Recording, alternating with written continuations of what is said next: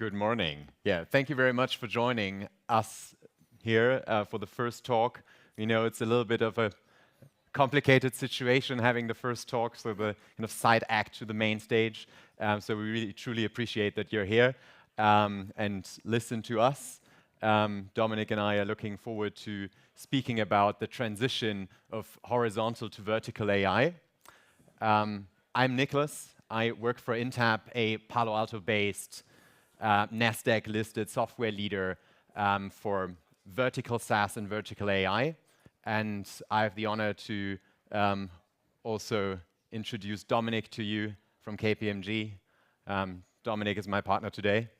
Yeah, Dominik, KPMG. I think KPMG, most people know that name always. Tends to be like that. You're doing everything from auditing companies, tax advice, different consulting solutions, and also M&A and deal services. What I'm doing for more than 10 years now. And super happy to be here with Nikolaus. Fantastic. So let's get started. That's us. So I think you already heard it earlier today from Ralph. There's enormous investment flooding into AI at the moment. Just that figure from the US with 200 million by 2025, which is more than 2% of GDP in the US. But the question that everyone is asking is like, what's the ROI of that investment going to be, and when will it materialize? When will we see it? And because what we hear pretty frequently at the moment in the media is that there are doubts whether that is really going to trickle down into the economy, that there's really going to be efficiency gains. And that kind of also is reflected by that quote in The Economist that we at the moment don't see any economic impact. And that could also remind us of something from 40 years ago from Robert Solow, the Nobel laureate in economics, who back then said that, the computer age is everywhere, but we can't see it in the productivity statistics. And that's interesting. But then, who cares about ROI, we could ask. So the interesting thing is that also, Mark, Satya, and Sundar from the biggest companies in the world, they are not really thinking about ROI at the moment. So, and that's basically also where most of the investment is coming from. But they are fighting a battle about kind of creating a digital god. So they are really in a kind of platform battle, which is existential for them. So because ultimately most of the businesses will run on their systems, and they want to win that battle. So that's probably the most straightforward slide today. Where does ROI come from? From growth acceleration, so essentially more revenue, but also through efficiency gains, so about saving costs, having more efficient business processes. And that really is where AI should play a role. And this is kind of where the investment should materialize, and that's what most businesses care about. But I kind of find that statistic quite interesting. That's again on US firms and how many of them are adopting AI. That's from October 23. And we could even debate the definition of AI here, so maybe it's a little bit more advanced than just using computers. But even if we take a generous definition of AI, that's basically what the adoption was last year. That's what it was in June. And that's what it's expected to be in December. Okay, we see some increase, but it's still pretty modest. And that may be also one explanation why we don't see a lot about how AI is currently being used in the industry. And that's it's interesting that most industries are completely underserved, and these are the businesses that don't use AI whatsoever, which is, it's a staggering amount. And that's also, on the other hand, the market opportunity. And that's the market opportunity for what we think is vertical SaaS and ultimately vertical AI businesses, so the ones that build solutions for industry-specific problems. So that's also what we do at Intapp, for example. We focus on the professional services industry, and we are kind of the experts that, with that domain knowledge for that individual industry, and bringing AI solutions into that space. So yeah, that's from Paris Heyman from Index Ventures from last year. And yeah, just real quick on some definitions. What we saw in SaaS is that kind of all started with the cloud providers. Then we had some vertical SaaS companies coming up. You know all the names. And then interestingly enough, we had all these industry-specific providers. I mean, Intapp is one of them for the professional services industry, and then a few others for the other main industries. And what we observe in AI is pretty comparable, right? So you have the foundational AI providers, you have the horizontal providers for, say, customer success, for accounting, for marketing automation, and so on. And then you can see some of the pure play companies coming in that really like develop pure play AI solutions. But then you also have us again, the vertical SaaS companies bringing AI into these industries. And yeah, that was a quick introduction on kind of vertical AI, vertical SaaS, and yeah, Dominik is going to talk about how vertical SaaS and vertical AI is used at KPMG and how the potential is used there. Yeah, and I'm super happy to have Nikolaus here, the vertical guy, because we have tried it once with horizontal. Worked with a company, they are from Redmond, Micro or so, it started, I can't mention the name now, and we spent a lot of millions with that company for more than 5 years. So I know that the horizontal approach is not really working, so I'm super happy to have the vertical guy here. We want to end up with an ROI. You mentioned that it's important. We will dive into the M&A workflow in a second in pretty much detail. I just want to zoom out before we zoom in a little bit and give you these like major overarching trends and effects which are also changing or impacting the M&A industry and the way how we do business. And you mentioned it beforehand. I think it was the second column from the right, professional service firms, right? There's huge investment. They are speeding up now.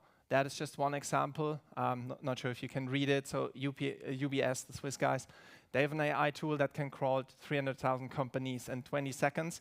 I'm not shocked by that per se, because we have also tools, but we have a very competitive environment in the M&A industry. Not sure who of you have worked in an M&A project before, or like if you have any relation, but we are always in a pitch situation against the competitors. We do not have recurring revenues per se. So we need technology and we need to stay ahead of competition.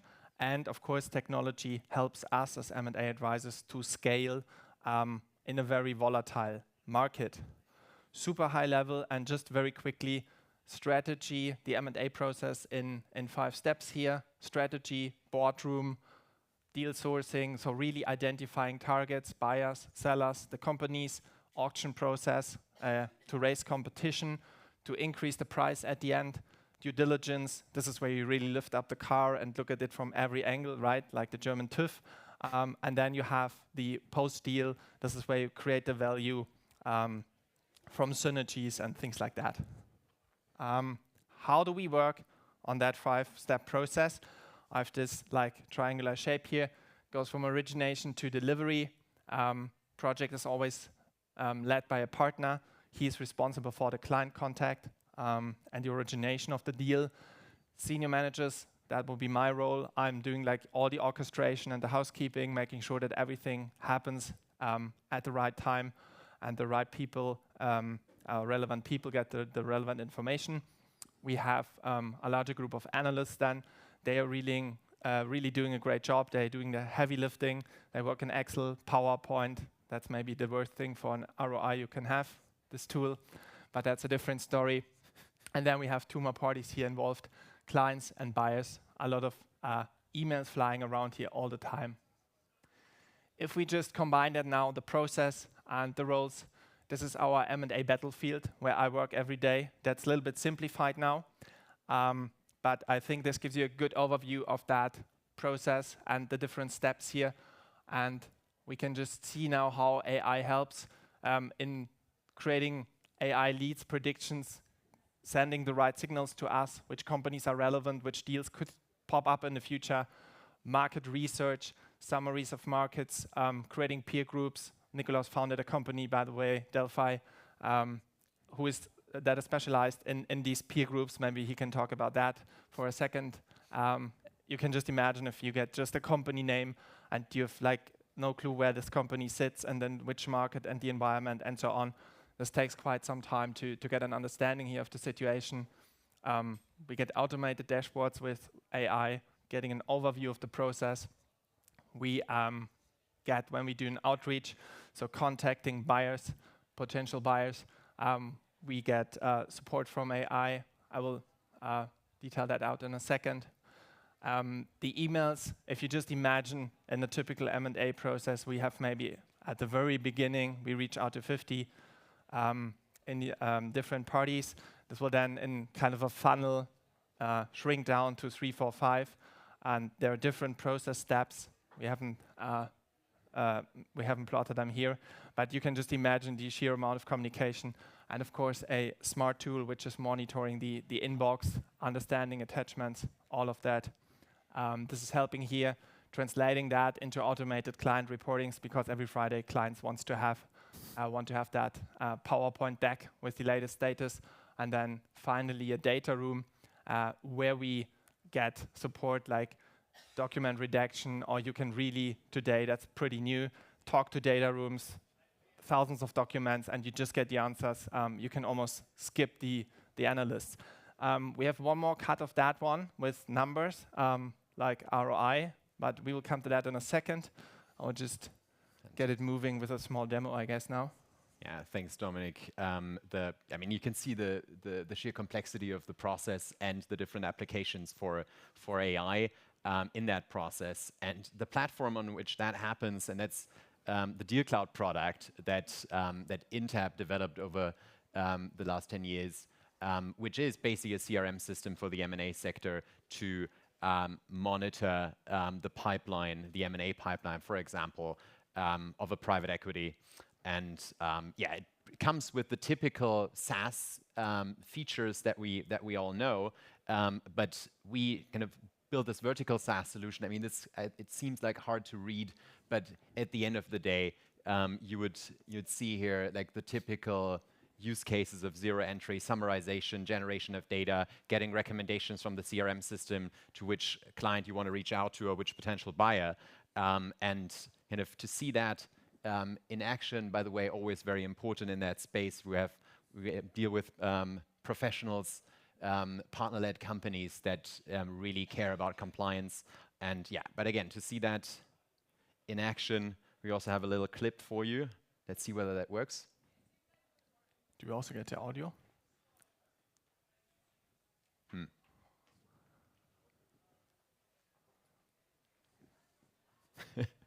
Without audio. That's basically the Deal Cloud UI. That's the dashboard where you see a nice overview of the process steps on the top left. Of course, you see all your deals. You see then like summaries. You see this like the contact score of certain, I think that's it, yeah, relationship score. So Deal Cloud is automatically analyzing your network and like quantifying the quality of a lead.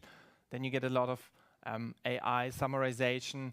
Of course, we collect a lot of data points, and over time, as KPMG, as a global service firm, with a couple of thousand people and deals and deal situations, there's an enormous knowledge, and you need the support like from vertical AI to understand these deals, to make sense out of the meetings, and all of that will then just be at your fingertips when you need it, when you reach out to potential buyers. And it's not 100% razor sharp here, but the email was just auto-generated within Deal Cloud.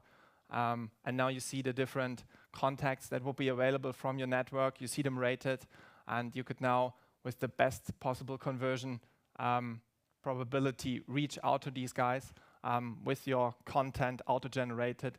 That's the magic of Deal Cloud, and yeah, how we use really vertical AI with all the M&A domain knowledge, bring together like automation and M&A relevant knowledge and data points. Yeah. Fantastic. I mean, we are pretty much getting to the end of that video, and I could not have explained it better. And I mean, even the voiceover of that video could have been better than the practitioner. I could do this like every time now. Just flying around now with you. Fantastic. Yeah, that's the Intapp Assist AI product that we built on top of the Deal Cloud system. And I think we still owe you the ROI question, and we did some like a little bit more than back of the envelope calculations of like what the time savings and cost savings given the hourly rates of the managers, partners and analysts are on a weekly basis and monthly basis. And that's ultimately the efficiency gains that we talked about. And if I may, Dominik, I would just also go through this real quick. So that's basically where most of the efficiency gains are happening. So really like with the analysts and the managers. But I think they all costs, right? So what we just showed here, like also this battlefield, this is like being faster, being more efficient, being like automated, speeded up. So that's all only boring efficiencies. Absolutely. I mean, boring tasks that ultimately get automated, because at the end of the day, it's about finding the best deal and finding more deals, which will lead to growth acceleration also for the individual companies involved. And the reason Intapp also kind of considered that potential, they acquired Delphi, so the company that I built together with Robin and Constanze over the last 4.5 years. We announced the deal in February 2024 this year and closed it in April. And what we built is basically a deal origination search engine and AI system to collect publicly available data to also kind of close the gap in the Deal Cloud system when it comes to originating deals, finding more opportunities for companies to sell assets to, but also potentially acquire. And that's basically the Deal Cloud value proposition together with Delphi. And I mean, that's another back of the envelope calculation to just see like how important one more deal could be given the M&A fee logic. So that is really where we see the Intapp impact on ROI in the M&A sector. Just to give it like a mini explanation, because I think not all of these guys here are M&A experts, and we like all these abbreviations flying around everywhere. So EV, this means enterprise value. So this is how we measure the value of a company actually. And if we just assume that's always how we work, we don't would charge you by the hour. In a normal deal, we would charge you like percentage of deal value. And yeah, you just see that 2,000. And in the other table we just showed, saving some time, sending out emails, doing research, this and that, right? They're like 1, 2, 3, 4, 5,000 euros, that kind of amounts. And that's like, of course, a completely different game if you get us one more deal. Absolutely. Just to make that point again. That's the value proposition. So that kind of concludes our talk today. So what we saw, AI investments still have to pay off. Most of the industries are not seeing any efficiency gains and growth acceleration.